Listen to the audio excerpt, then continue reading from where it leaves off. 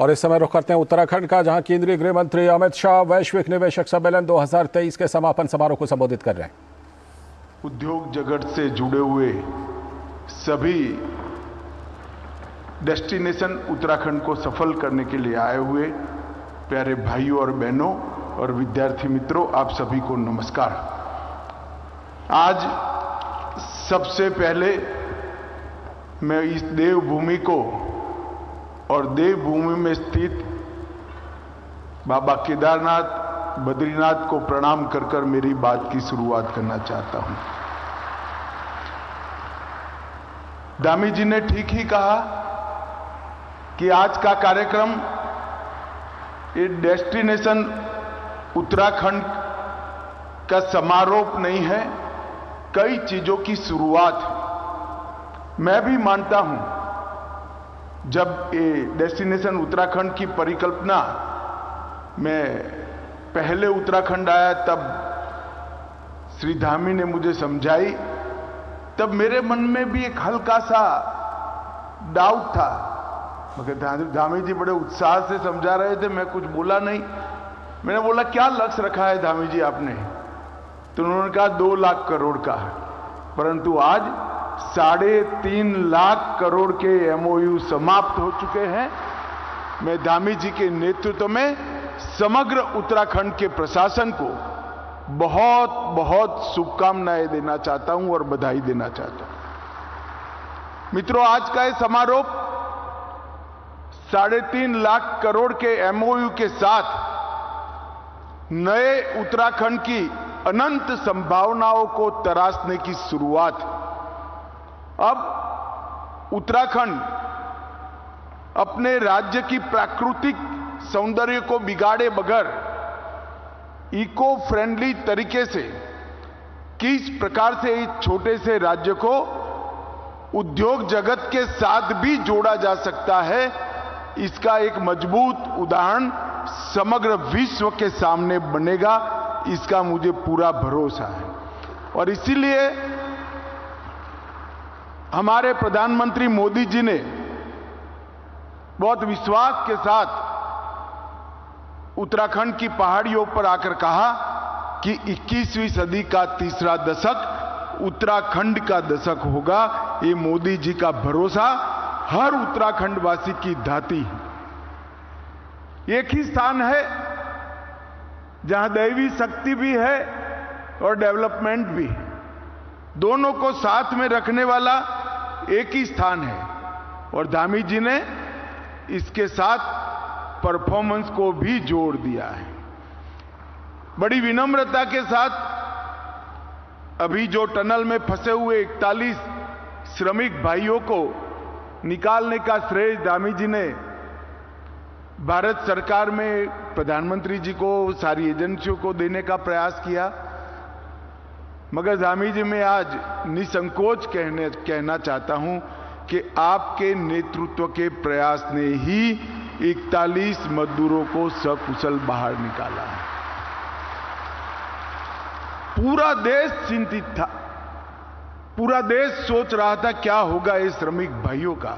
इतने दिन तक रास्ते नहीं निकलते थे और बीच में एक के बाद एक व्यवधान आते थे, मगर बड़े धैर्यपूर्वक अंदर उनका मोरल बूस्टिंग करने के प्रयासों सहित मैं बारीकी से देख रहा था पूरी चीज को। प्रधानमंत्री जी स्वयं इसको मॉनिटर भी कर रहे थे, मगर इसका एग्जीक्यूशन धामी जी ने बहुत अच्छे तरीके से किया। और कई बार वो उत्तराखंड की जनता को स्थान पर जाकर संबोधित भी किए। उनके चेहरे पर अद्भुत शांति और आत्मविश्वास जो था, वो बहुत बड़ी बात है, एक नेतृत्व के लिए बहुत बड़ा प्रमाण है। मैं बहुत बहुत बधाई देना चाहता हूं इस सफल रेस्क्यू के लिए उत्तराखंड सरकार और विशेष कर श्री धामी जी को। अटल जी ने उत्तराखंड की स्थापना करी, उसके पीछे उद्देश्य था कि इतने बड़े उत्तर प्रदेश में कहीं ना कहीं उत्तराखंड के विकास को निग्लेक्शन का अनुभव होता था, विकास हो नहीं पाता था। और 2 दशक के सफर के बाद आज मैं कह सकता हूं कि अटल जी ने उत्तराखंड को बनाया था, मोदी जी ने उत्तराखंड को संवारा है और अब मोदी जी के नेतृत्व में उत्तराखंड आगे बढ़ रहा है। मित्रों, आज यहां पर डेस्टिनेशन उत्तराखंड के नाम से ग्लोबल इन्वेस्टर समिट हुई। 2 दिन की समिट में 3.5 लाख करोड़ के MOU हुए और आज कई प्रकार की नई शुरुआत उत्तराखंड के अंदर अनंत संभावनाओं को खोलने वाली शुरू हुई है। परंतु आज मैं आपको बताना चाहता हूं कि भारत का विकास जो ये 1 दशक में हुआ है, वो 1 दशक में पूरी दुनिया चकाचौंध हो जाए, इस प्रकार से हर एक क्षेत्र में भारत आगे बढ़ा है। इसके पीछे प्रधानमंत्री नरेंद्र मोदी जी का एक दूरदृष्टिपूर्ण नेतृत्व भी है और नेतृत्व की अंतिम छोर तक बातों को फॉलो अप करने की क्षमता भी है। ये दोनों के कारण ही आज पूरी दुनिया भारत को बड़ी आशा के साथ देख रही है और मोदी जी ने हमारे सामने लक्ष्य रखा है कि 2047 तक भारत एक पूर्ण विकसित राष्ट्र के रूप में सर्व क्षेत्र में विश्व में भारत सर्वप्रथम हो, ऐसे भारत की हम रचना कर पाए, ये लक्ष्य रखा है। मैं खंबाता जी को सुनता था। खंबाता जी, आपका हौसला बहुत बुलंद है, मगर लक्ष्य रखते वक्त हमने भी तय किया है कि 2047 तक मतलब हमें आगे इसके पहले करने की सभी संभावनाओं को मोदी जी ने भारत की युवा पीढ़ी के लिए खुला छोड़ा है और समग्र विश्व में आगे बढ़ने के लिए अब भारत का समय आ गया है। आज पूरी दुनिया भारत की ओर देख रही है और मैं बड़े विश्वास के साथ कह रहा हूं, 2025 के समाप्त होते होते भारत 5 ट्रिलियन अमेरिकन डॉलर की इकोनॉमी बन जाएगा, ये हमारा विश्वास। ये 10 साल के अंदर विश्व के अर्थतंत्रों की तालिका में 11वें नंबर पर से 5वें नंबर की अर्थव्यवस्था हम बन चुके हैं और मैं आज यहां जो युवा बैठे हैं और जो इन्वेस्टर बैठे हैं उनको बताना चाहता हूं कि आजादी के 75 साल हो गए, किसी एक 10 साल में इतनी बड़ी छलांग भारत के अर्थतंत्र ने कभी नहीं लगाई है जो 2014 से लेकर 2023 तक लगाई। IMF ने भी डार्क जोन में ब्राइट स्पॉट कहा। मॉर्गन स्टैनली ने उनके अनुसार निश्चित रूप से कहा है कि 2027 तक जापान और जर्मनी को पीछे छोड़कर भारत विश्व की 3रे नंबर की अर्थव्यवस्था बन गया। ये सारे शुभ संकेत भारत आज क्लाइमेट चेंज के आंदोलन का भी नेतृत्व कर रहा है। मेक इन इंडिया के माध्यम से पूरी दुनिया की GDP में जो सुस्ती है उसको गति देने का भी प्रयास कर रहा है और टेरर फ्री दुनिया का नेतृत्व भी हमारे प्रधानमंत्री नरेंद्र मोदी जी कर रहे हैं। इतने सारे मल्टी डायमेंशनल बदलाव भारत के अंदर जो हुए, एक विजनरी लीडरशिप के कारण। मित्रों, हम सब ने अभी अभी G20 को देखा है। G20 के अंदर आए हुए विदेशी मेहमानों से जब बात होती थी, वो सभी लोग कहते थे हम कई G20 समिटों में गए हैं, 1, 2 या 3 ही शहर में यजमान देश व्यवस्था कर पाते थे। भारत ने सभी के सभी केंद्र शासित प्रदेश, राज्य और देश के 60 स्थानों पर विदेशी मेहमानों को पहुंचाकर भारत का परिचय कराने का काम किया। और मैं आज बड़े विश्वास के साथ कह रहा हूं मित्रों कि दिल्ली डिक्लेरेशन एक कूटनीतिक क्षेत्र में भारत के परचम को आसमान तक ऊंचा ले जाने वाला दिल्ली डिक्लेरेशन है। ये दिल्ली डिक्लेरेशन को कई दशकों तक याद किया जाएगा। और इसके अंदर अफ्रीकन यूनियन को सदस्य बनाने की जो घटना हुई है, समग्र दुनिया के पिछड़े देशों का नेतृत्व ऑटोमेटिकली भारत के पास आ गया है। इस प्रकार का विजनरी नेतृत्व नरेंद्र मोदी जी ने दिया। हमने इस 10 साल के अंदर 13.5 करोड़ लोगों को गरीबी रेखा के बाहर निकाला है। भारत की प्रति व्यक्ति आय 2 गुना करने में केवल 10 साल के अंदर हमें सफलता मिली है। -3% कृषि का ग्रेथ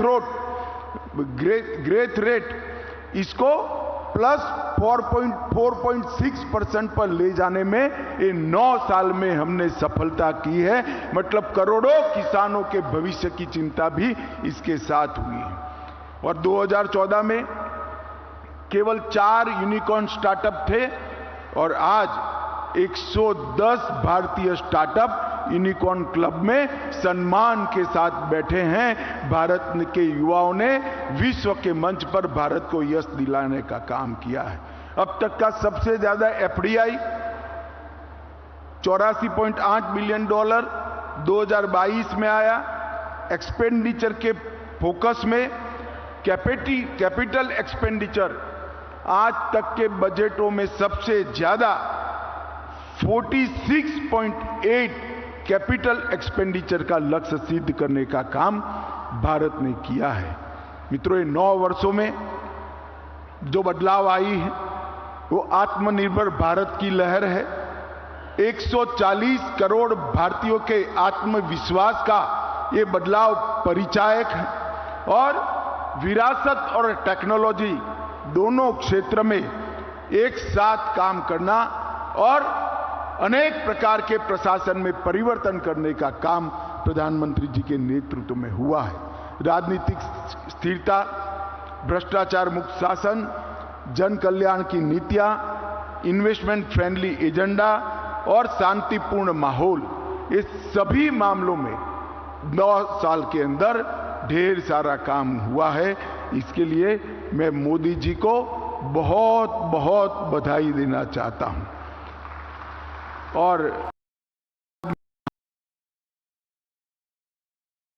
कहना चाहूंगा, मैं एडमिनिस्ट्रेशन के आंकड़ों का विद्यार्थी हूं। उत्तराखंड की स्थापना से लेकर अब तक के उत्तराखंड के प्रोग्रेस के आंकड़ों को मैं बारीकी से देखता हूं, क्योंकि ये उत्तराखंड, झारखंड और छत्तीसगढ़ की रचना अटल जी ने छोटे राज्यों की रचना कर विकास को गति देने के एक्सपेरिमेंट के लिए की थी। एक्सपेरिमेंट का क्या प्रयोग आया, एक्सपेरिमेंट का क्या परिणाम आया, वो पूरी दुनिया के लिए बहुत महत्वपूर्ण है। इसलिए मैं बारीकी से देखता हूं। मैं आज बेझिझक कह सकता हूं कि भारतीय जनता पार्टी के नेतृत्व में और पुष्कर सिंह धामी के मुख्यमंत्री काल में उत्तराखंड ने सबसे ज्यादा प्रगति करने का काम किया है। और ये प्रगति ऑल अराउंड प्रगति हुई, हर क्षेत्र के प्रगति हुई। कई प्रकार के नए नए इनिशिएटिव, चाहे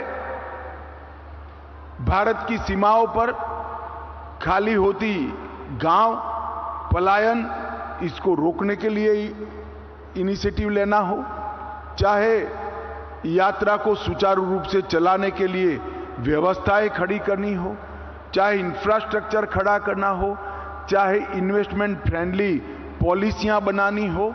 मैं तो आश्चर्यचकित हूं, 3-6 साल के अंदर 30 से ज्यादा पॉलिसी बनाकर उत्तराखंड ने अपने आप को पॉलिसी ड्रिवन स्टेट का बिरुद अपने आप प्राप्त करने का काम किया। धामी जी कहते हैं कि यहां आपको हर जगह अच्छा डेस्टिनेशन मिलेगा, कुदरत ही कुदरत है, देव भी है, मगर मैं कहता हूं कि यहां पर भ्रष्टाचार मुक्त शासन भी है, जो इन्वेस्टमेंट के लिए बहुत जरूरी है। आज वैश्विक भ्रष्टाचार विरोधी दिन है और कोइंसिडेंट देखिए, कि 2 दिन पहले ही अखबारों में हमने ऐसी तस्वीरें देखी, मैं तो अचंभित रह गया। किसी पार्टी के सांसद के घर से इतने सारे नोट निकलना, मैं विश्वास से कह रहा हूं, इतने सारे इंडस्ट्रियलिस्ट बैठे हैं, आपने इतने नोट आपके जीवन में नहीं देखे होंगे, सिर्फ बैंक का काम करने वाले ट्रेजरी के लोगों ने ही देखे होंगे। परंतु आज मोदी जी के नेतृत्व में पारदर्शिता के साथ विकास का सूत्र जहां जहां भारतीय जनता पार्टी की सरकारें हैं वहां जमीन पर उतरा है, वास्तविक बना है। और आज मोदी जी ने जिस कठोरता के साथ भ्रष्टाचार के खिलाफ काम किया है, मैं देश की जनता को विश्वास दिलाना चाहता हूं कि भ्रष्टाचार करने वालों को बख्शा नहीं जाएगा। कितना भी बड़ा व्यक्ति है वो उसका दंड भुगतेगा। उत्तराखंड के अंदर हमने एक पारदर्शी माहौल उत्तराखंड सरकार ने देने का प्रयास किया है। मित्रों, ढेर सारी संभावनाएं उत्तराखंड में पड़ी हैं। एक तो राजधानी के बहुत नजदीक है, हमारा स्पेशल रोड बन जाने के बाद आप दिल्ली से देहरादून 2.5 घंटे के अंदर पहुंच सकते हैं। और इसके साथ साथ पूरे विश्व के यात्रिकों को यहां लाने की क्षमता उत्तराखंड में है। पूरे भारत में सबसे शांत और सुरक्षित राज्य अगर कोई है तो हमारी देवभूमि है, हमारा उत्तराखंड है। इसकी कानून और व्यवस्था पूरे देश में सबसे कम अपराध दर वाले राज्यों में से एक राज्य उत्तराखंड है। और यहां पर औद्योगिक संघर्ष 0 है। औद्योगिक संघर्ष के कारण, हड़ताल के कारण कम से कम मानव दिन की क्षति जहां पर हो, ऐसा राज्य उत्तराखंड है। और इसके साथ साथ 30 पॉलिसी के तहत ये पॉलिसी ड्रिवन स्टेट भी बन चुका है। और मैंने जैसे पहले कहा, पारदर्शिता अब उत्तराखंड का स्वभाव बनी है। आपको कभी भी भ्रष्टाचार का शिकार नहीं होना पड़ेगा। इस प्रकार का शासन हमने उत्तराखंड में देने का काम किया है। मित्रों, केंद्र सरकार के नीति आयोग के सुझावों के अमल करते हुए सेतु के अंतर्गत इन्होंने 3 सेंटर भी स्थापे हैं, जो economic development, public policy and good governance और एविडेंस बेस्ड प्लानिंग, ये 3 विषयों पर समग्र देश की पॉलिसी की चिंता और चर्चा करने के सेंटर बनने वाले हैं। तो इसका मतलब है आने वाले दिनों में उत्तराखंड पॉलिसी मेकिंग में भी अपनी बहुत बड़ी भूमिका तय करने वाला है। यहाँ पर्यटन, सेवा, MSME, लॉजिस्टिक, कस्टमाइज पैकेज और इसके साथ साथ IT के लिए और विशेषकर पर्यटन और आयुष के लिए ढेर सारी संभावनाएं उत्तराखंड राज्य में पड़ी हैं। मित्रों, मैं ज़्यादा कहना नहीं चाहता, हम सब लेट ही चल रहे हैं, परंतु मैं इतना जरूर कहना चाहता हूं, अटल जी ने बड़े भरोसे के साथ छोटे राज्यों की रचना की थी। पूरे देश की जिम्मेदारी है कि छोटे राज्यों का प्रयोग सफल हो। पूरे देश की जिम्मेदारी है कि जिस राज्य में हमारे श्रद्धा केंद्र बैठे हैं वो राज्य आगे बढ़े। पूरे देश की जिम्मेदारी है कि देश के 40% हिस्से को पीने का पानी पहुंचाने वाली गंगा जी और यमुना जी जहां से निकलती है, वो उत्तराखंड को हम मजबूत करें, विकसित करें, आगे बढ़ाइए। मैं आज उद्योग जगत के सभी लोग जिन्होंने 3.5 लाख करोड़ का इन्वेस्टमेंट यहां किया है, वो लोगों का भारत सरकार की ओर से, उत्तराखंड सरकार की ओर से और धामी जी की ओर से बहुत बहुत धन्यवाद करना चाहता हूं, साधुवाद देना चाहता हूं और विश्वास भी दिलाना चाहता हूं। आपने भरोसा कर उत्तराखंड सरकार पर यहां आए हैं, आपको कोई दिक्कत नहीं होगी। रेड कारपेट वेलकम से भी ज्यादा हृदय का स्वागत यहां पर आप फील करोगे, ऐसा मेरा भरोसा है। मैं उत्तराखंड की देवभूमि की जनता को आने वाले उत्तराखंड के अच्छे दिनों के लिए अनंत अनंत शुभकामनाएं देकर मेरी बातों को समाप्त करता हूं। वंदे मातरम, भारत माता की जय। ये सीधा प्रसारण आप देहरादून से देख रहे थे, जहां उत्तराखंड निवेशक सम्मेलन 2023 के समापन सत्र को केंद्रीय मंत्री अमित शाह संबोधित कर रहे थे। उन्होंने तमाम बातें कहीं और साथ में ये भी ज़रूर कहा कि भ्रष्टाचार के खिलाफ कार्रवाई